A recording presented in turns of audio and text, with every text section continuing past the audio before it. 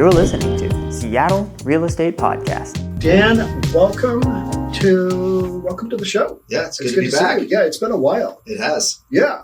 So I'm excited to have you because so much has changed in the marketplace. Oh, yeah. Since the last time that you and I think, did a podcast. We're going to be talking about predictions. Okay.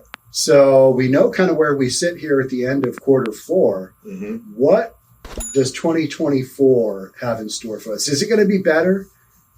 I sure hope so. And I think that's what I believe it will be. Everybody is hoping. All right. Have we slowed down inflation enough?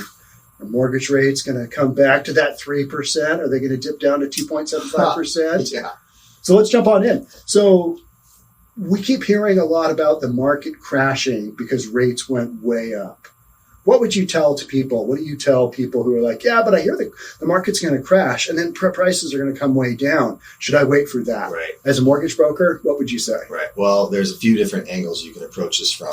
Number one, the loans are not the same type of loans they did in 2008, where you could have a pulse barely and a 500 credit score and get a loan for $0 down. Those crazy loans have gone. They're not coming back. You have to qualify. It's very strict to qualify for a mortgage these days.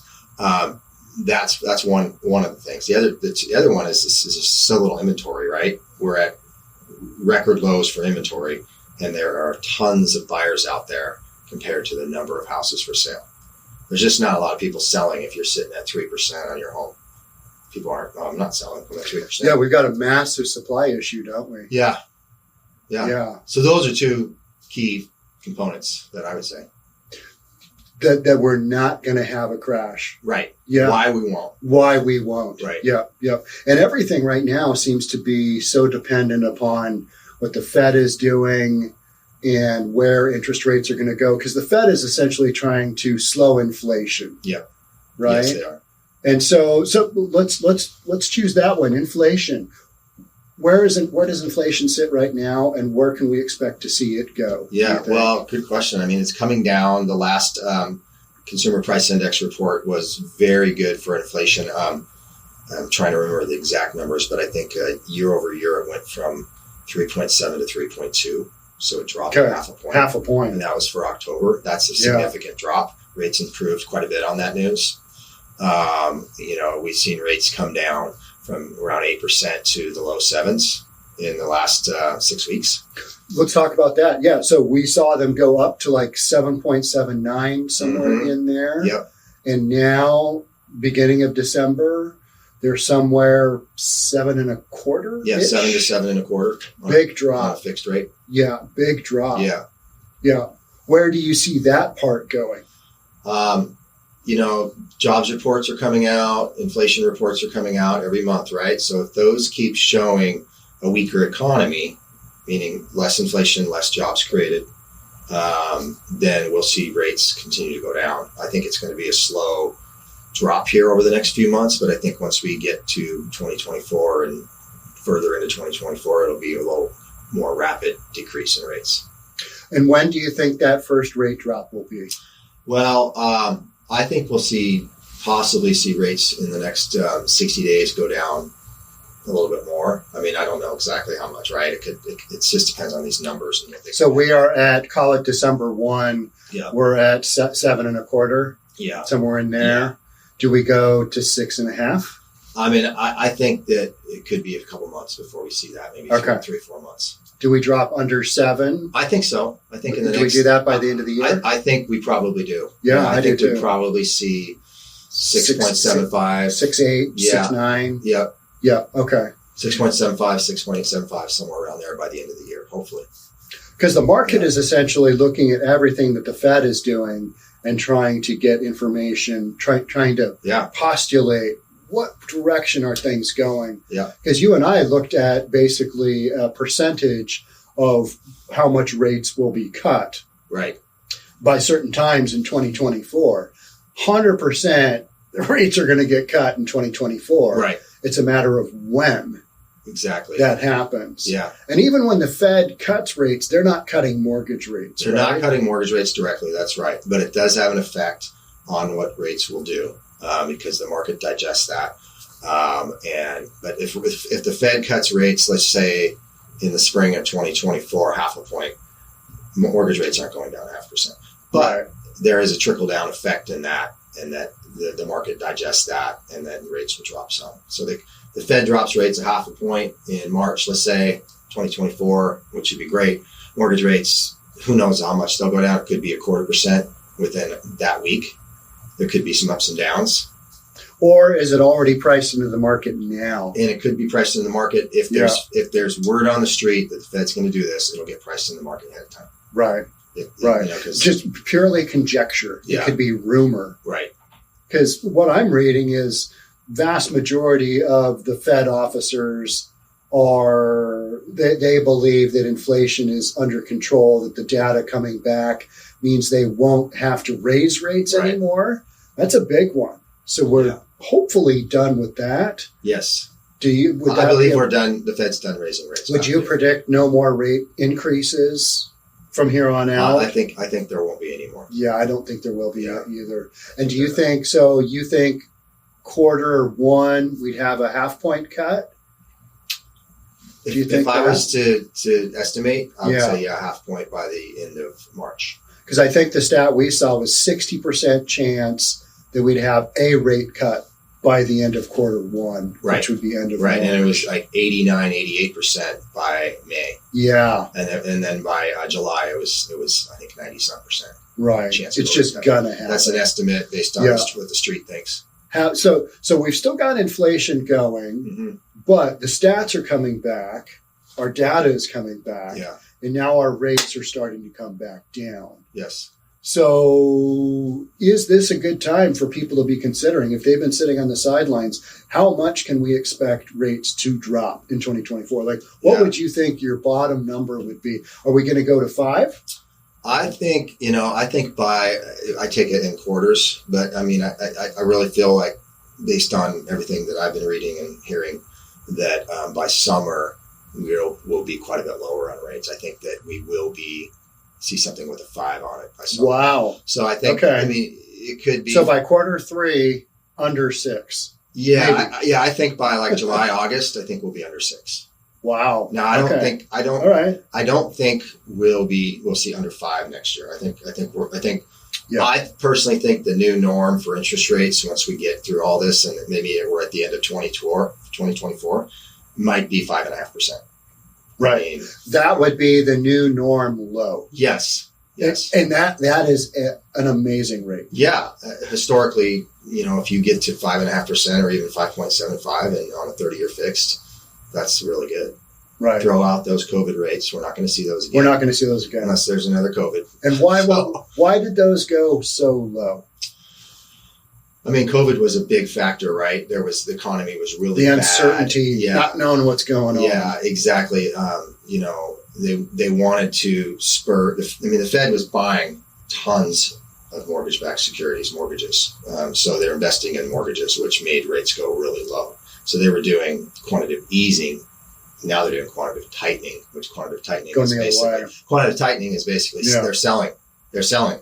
So when they're selling, rates go up. Right. When they're buying into the market, rates go down.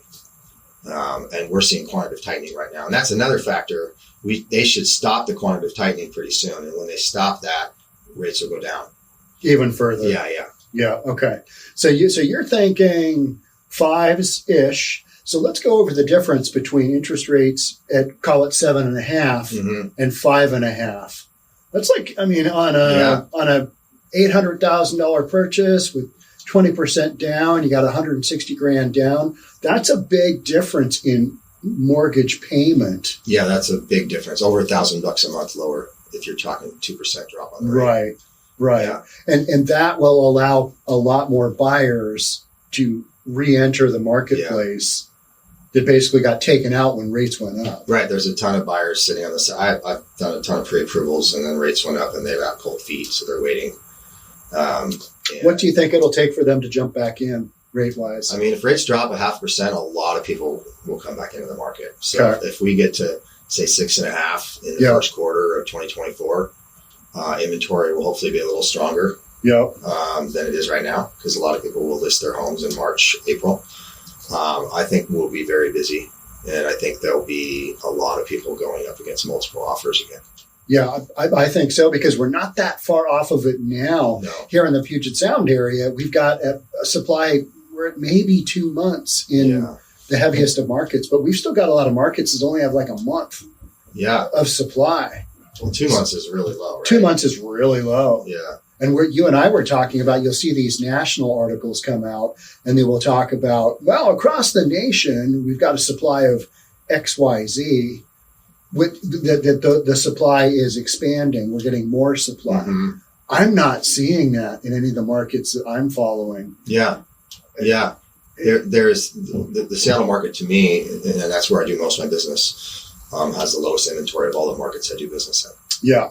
Which I do in LA. And what do you think is driving Phoenix, that? I do Montana, Idaho. I personally just feel like this area of the economy compared to other economies is so strong because of the tech business. Yeah. You got Amazon, you got Microsoft, you got Google, you got Facebook, and it's you employment. got Boeing. So there's a lot of people that have moved here for jobs, and then you can't work remotely anymore like you could during COVID, a lot of these jobs. Right. So you got to be here. Yeah. I know Amazon's gone to 3 days in office, and they're telling people, hey, on your review date, if you're not in the office, we might let you go. You know, kind of getting back to that 3 days. And I've got a buddy over there at in the main Microsoft, or in the main Amazon, and we're always joking, when does it go to 4 days a week? Yeah. You know that's coming. Yeah, probably. Yeah. You know that's coming. Yeah. So you've got a situation where we go back to those dynamics of you want to be close to the office because commuting is just such a nightmare. Yeah, you don't want to be driving to Seattle if you're living in Redmond. No. And that got turned upside down during the pandemic because it was, we're all going to work remotely forever. Yeah, I want to live an hour from downtown Seattle because I get a lot more house for my money. Well, I'm going to move to another state. Yeah, that too. Yeah. Yeah. And people are getting reeled back and we're going to need you back in the office. Yeah. Yeah, that's true. Yeah, it's wild. End of 2024, what do you think interest rates would be a year from now? A year from now. The optimistic side of me says 5.5%. Okay. So if things go really well, in that range. Yeah. If they don't go so well, and we're just kind of like, it's not as great as we thought it would be as far as the inflation numbers and the job numbers, and what the Fed decides they're going to do with the quantitative easing versus quantitative tightening. Kind of where we end we could be at 6%. Okay. I mean, but I was optimistic side is 5.5. Yeah. That's what I say. Okay. 5.5, which is a big drop from where we're at now. Yeah. That's over 1.5%. Yeah. Where we're at today. I mean, if that happens, and even if we're something with a 5 in front of it, 5.875, different market. Be very busy for realtors, for mortgage lenders, and if you're purchasing houses. So let's walk that through. Okay. So on the buyer side, it's going to drive more buyers into the marketplace. Thousands. Millions, really, depending on what area you're talking about. Yeah. You're looking nationwide. Yeah. It stepped out because housing prices have still continued to go up. Just at a slower rate. Yeah.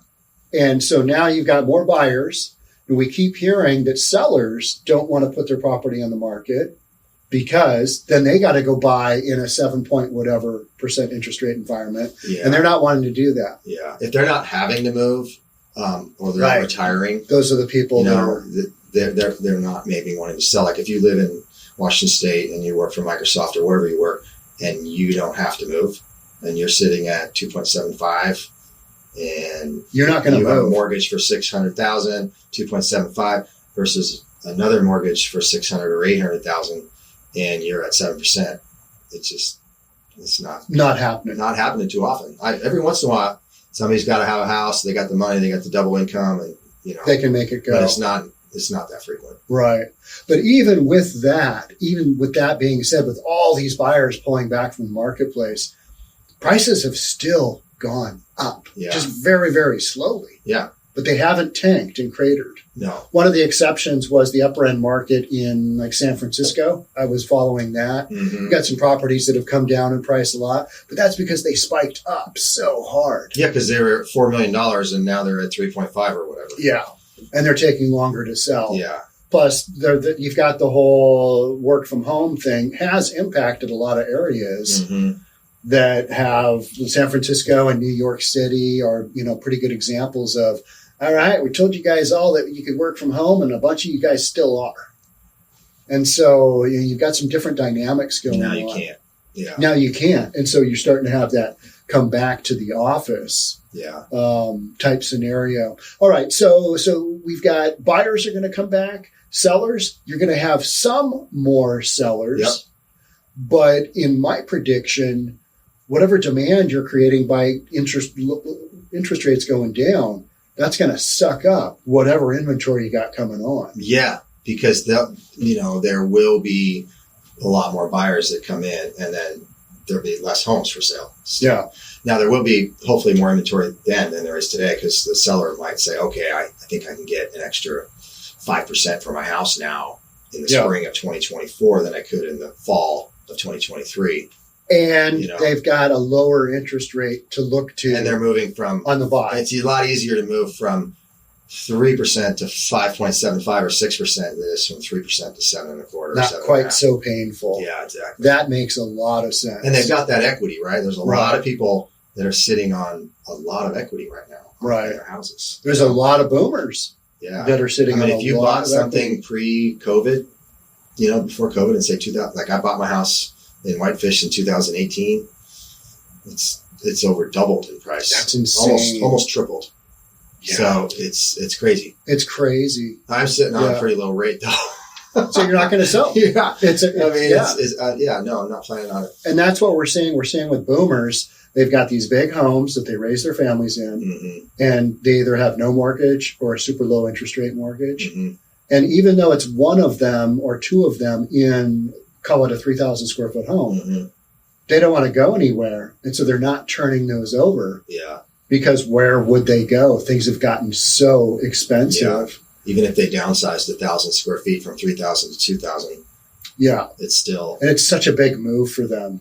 So, so where does that leave us? Well, when they all start dying off, that's literally when you can expect to see some more supply coming on. Right. Because I don't see supply. We can't build our way out of it. No. We just can't build. It doesn't happen fast enough. It doesn't happen fast enough. Right. So let's talk about predictions on housing prices. Right. What do you think is going to happen there? I mean, you're the appraiser and real estate guru. I mean, you would probably know more of that than me, but I think in the Seattle market, we're still going to see, depending on the neighborhood, right? Some neighborhoods are hotter than others, but 5-6% increase in 2024 in housing prices. Yeah, I see a real run. You see a real run, like maybe 7 to 8. Well, probably more than that. Yeah, maybe more than that because of inventory issues. Because inventory, you've only got such little inventory. I mean, you could be right because 2022 was nuts, right? Yeah. I mean, we were seeing $1.2 million houses sell for 1.6. Yeah. Like multiple offers. Yeah. And I don't think we see that, but I hope not. That's not good for anybody. No. That's a Russian roulette type environment. Yeah. Like, let's buy this and see how this works out. Yeah, insane. Yeah. No, I think we could be double digits price appreciation in a heartbeat. Okay. Because there's no supply, and all of a sudden people are like, you know what? This might be my opportunity to get this pretty low rate. So 12 to 15% maybe. Yeah. Yeah. Wow. Yeah. So we will it have could happen, that's for sure. There's a lot of things that happened in the past that I didn't think would be as aggressive as they had happened. Because it's a numbers game. Yeah. There's so few properties on the market. You get a little bit of people coming into the marketplace. Where do prices go? I've done a few loans lately where these are young millennials, and some of them are pretty smart. They're like, I know what's going to happen in 6 months. I'm going to be competing against, and I don't have to tell them. Like a lot of people have to tell, hey, if you buy now versus 6 months from now, it's going to be different. The payment's going to be higher now, but you can refinance your mortgage rate within the next 12 months, hopefully. I always tell people maybe 18 months, okay? We don't know the future, but would you rather have the house price that's $100,000 less at a higher rate and refinance in a year? Or would you rather buy in 6 to 8 months and have a lower rate and $100,000 higher on the house price? Right. Yeah. So if you're just round numbers, maybe $50,000, but right, we don't know. Yeah. You got to take your pick. Okay. We're going to have appreciation. So that $1 million home is going to go to 1.1. Yeah. You waited and you didn't buy it because you thought rates would drop. Did they drop enough to get you, some kind of price benefit on your mortgage payment versus the amount you're paying. Right. $1 million versus $1.1 million. Yeah. So how do you recommend to people on that? I mean, if they can afford the payment now, that's the number one thing. Right. Can you afford the payment now? Yeah. Obviously on a underwriting standpoint, if somebody's putting say 20% down and doing a conventional loan, we can go to 50% on their debt to income ratio. I don't recommend that because then you might be eating mac and cheese, but you're not going to Hawaii for vacation. Right. But if you can keep that at say 35% and that's going to go down because in a year you're going to refinance. Yeah, and you and I were talking before the podcast. Marry the house, not the rate. Marry the house, not the rate. Because you're going to be able to refinance that out. So for those folks who don't really understand what a refinance is, maybe walk through that super quick. Simple process, a little easier than buying the home because you already own it. You still have to qualify for the new mortgage, but if your rate's at 7%, you're going to 6%, and your income hasn't changed, it's going to be easy to qualify. And sometimes, most of the time we need an appraisal, as you know, you're an appraiser. But sometimes we don't even need an appraisal, depending on... They get waived. Yeah, sometimes you get an appraisal waiver. And we just set it up with escrow to do the closing. We get you approved, draw the docs, send the docs to escrow, you sign, refinances. If there's no appraisal, 15 days. Quick. It's a quick process. If we need an appraisal, maybe 3 weeks. Right. How much would you expect to pay, like points wise, to get a refinance? Refinance. It's not free. Yeah, say it's a $500,000 loan. Your closing cost on no points are going to be around with an appraisal $3,500, maybe $4,000. Okay. If no appraisal in the Seattle market, $800 less. And if you are talking, say we're going back to that, going from 7.25 down to 5.25, you got that $1,000 savings a month. Doesn't take a genius to figure out. All right, first 6 months of this refinance. I'm going to pay, and then I'm home free. Yeah. It takes you 3 to 4 months in mortgages to pay that cost in the savings. It's a no-brainer. I told the Barry that we were talking about earlier, hey, you got to watch out for a refinance boom, man. We got one coming. Yeah. Because I think we will. Yeah. Whether it's a big one or a small one. It may not be a COVID refinance boom of 2020. That'll happen. We're so busy, we have no free time. Free time. It's going to be, there will be one, and I think that by the end of 2024. Does that start in the spring of 2024? I think that's a little early. I think that's a little early. I think that probably by summer and into fall. Okay. Of 2024. So you think quarter 3, quarter 4 for sure? Yeah. Some kind of refinance. Yeah. Yeah. Where title and escrow companies aren't so bored because they're bored right now. Yeah, they're bored. Yeah. Let's talk about that. Yeah. So real estate agents not doing a ton of business because there's not a ton out there. Right. Either on the list side or the buy side. Right.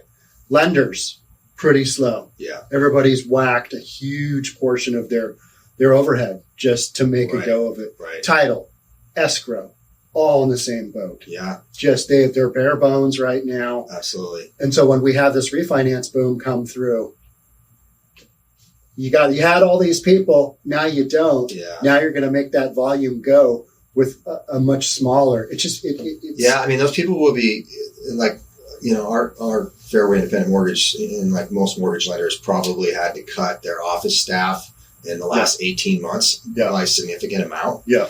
But if you have a real smooth system, even though you cut it and business picks up by 30% or 40%, we can still maintain that with our current office staff. If it gets past that, then they have to hire some more people. Yeah.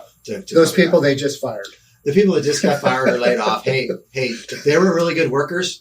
We love you. We hate to let you go, but just keep this on the radar. If you want to come back in a year, there's a good chance we may be able to hire you back. Yeah. So we've got so many appraisers leaving the industry because without any refinances going on, and there have been basically none. I did 2 refinances this year. Dose in 2023. All of 2023. Yeah. And when things are hot, how many would you do in a month? 2020, 2021. Sure. 10, 12 in a month. Right. Yeah. I mean, and you did 2 in all of 2023. Right.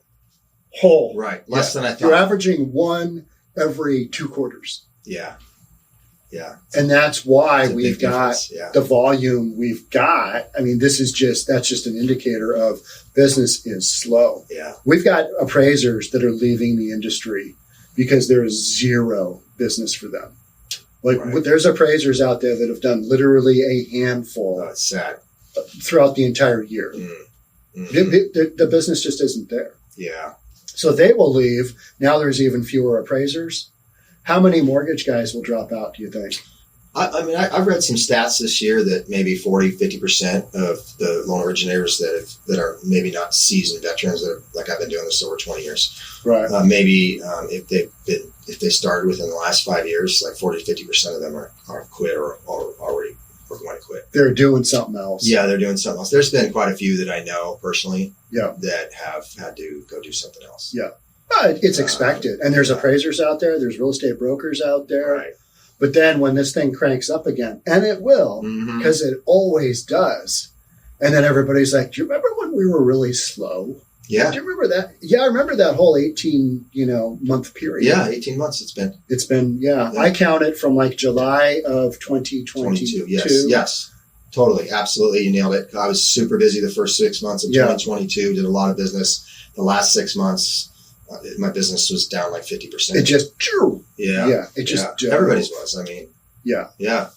So the entire system, I think, is looking at a situation where you just don't have the manpower, and then those people go off, get other jobs. They ain't coming back. Right. Some won't be able to because they're in their other jobs. They like it. They're making money. Whatever that is. Or they just took the good run that we had and they ran it. Mm-hmm. That this isn't their career or whatever. Yeah.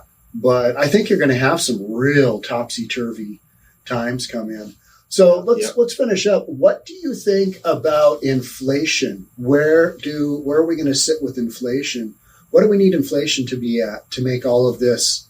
The Fed's target is 2%. Yep. Right now, it's supposedly sitting at about 2.5 on their where it's at. So we need to drop another 0.5% year over year in inflation. And so these next few reports that come out, this month and the next 3 or 4 months are going to be really critical for interest rates. So, and you have several different inflation reports coming out. So, the Fed's favorite one is PCE. But the one is personal consumption expenditures. Okay. And so how much are you, as a consumer, how much are you spending on things that you don't have to spend money on? Like you got to buy gas. Right. You Basics. move your car. You got to pay for electricity. You got to have food. Yeah. Are they going to retail stores and buying non-essentials, or are they not? And then the consumer. Yeah, big not, right? Yeah, big not. Yeah. Consumer price index is another one. Those reports are very big movers for interest rates and inflation. So we'll see. I'm hopeful that they'll continue to keep going down. So where do we sit with inflation right now? We're at. The target is, like I said, 2%. They're right about 2.5%. And that's inflation overall. That's not these different indexes, because these different indexes have different numbers. Like the consumer price index went from year over year 3.7 last month to 3.2. Right. Half point drop. Yeah. So that's a significant drop. So if we keep getting some drops in inflation, because we were at, where were we at a year ago on inflation? 8%? Yeah, 8, 9. Yeah, it was terrible. Yeah. Yeah. Highest inflation in. Yeah. Over 40 years. They told us inflation was going to be transitory, Dan. Yeah. How did that work out? Is 2 years transitory? I don't think so. I don't think so. Did the Inflation Reduction Act really reduce inflation? Yeah, No, you just dump more money into the economy. Yeah. And that's why we sit where we do. Right. And we're kind of waiting for that all to rumble through the system. Oh, yeah. And see where it goes. Yeah, it's been a rough couple of years for inflation. It's been brutal. Yeah. I would think inflation's going to get down to that 3% mark. Mm-hmm. I don't think we get to 2. Yeah, it's going to. I really it's going to be difficult. It's going to be difficult, especially where it's been. Yeah. And how much it's dropped down to. Yeah, I mean, for us to get down there, we have to have a significant recession, in my opinion. And do you think we'll have a recession? Let's end with that. One of the key indicators of a recession is the jobs numbers. Once they peak, the amount of jobs created nationally once they peak it, which I believe they peaked in April of this year, 2023. Don't ask me the exact percentage, but it was a little over 4%, I believe. And once they decline for 6 straight months, those numbers, which we have, we're going into a recession. That's historical data that happens. So is it going to be a long-lived recession? I don't think. I think it's going to be a short recession, 6 to 9 months, maybe 6 to 9 months, maybe a year. Yeah. And that just means, what does that mean? A lot less consumer spending and lower inflation. Yeah. And lower, kind of like what we're feeling lower interest rates right now. Yeah. I think we're on the front end of that. I think we're on the front end of it. Right now. Yeah. Yeah. But it won't be that It'll be long. interesting to see the Christmas spending that from Black Friday to Christmas to see how much that is reduced from the last couple of years. How much is put on credit cards? Exactly, because people are maxing out their credit cards right now. I think that's what's going on. Mm-hmm. People are like, hey, I've been living large. It is. I got to keep the ball going because all my nieces and nephews, they need the most extravagant Christmas presents of all time. And the average interest rate on a credit card is like 21%. Yeah. Yeah, not good. Not good. Yeah. All right, Dan, thanks so much for being here. We will, it'll be interesting to see how some of these predictions work out. I know. I look forward to seeing in 6 months to where we're we'll at. see if this ages well. Yeah. We're making predictions that the marketplace in large is kind of saying, wow, this is about where we think we're going to be. Yeah. So none of these are shocking. Right. But it's a matter of, all right, for us real estate folks, when's this bad boy going to turn around? Oh, yeah. And I think it's sooner than later. Yeah, I'm hopeful. Yeah, absolutely. Thanks again for being here, Dan. Thanks for having me, Sean. Yeah, you bet. Appreciate it. Yep.